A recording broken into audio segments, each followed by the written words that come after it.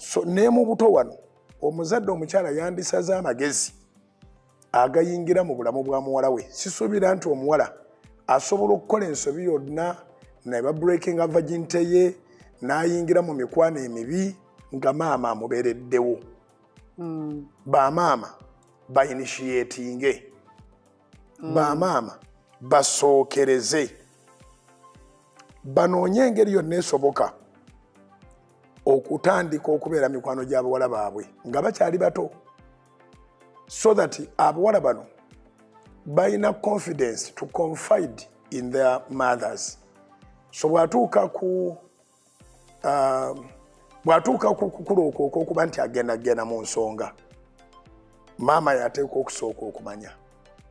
Era maama ono kubanga mukwano gwe yasobola omubuulira nti kati kogenze mu nsonga, ovulation yo eraga nti osobola okufuna olubuto. Era mubeerere open, embuto zijja zitya. Amudesigninge nga olwo atandika okumukolamu omukazi. Maama ye mukwana asooka.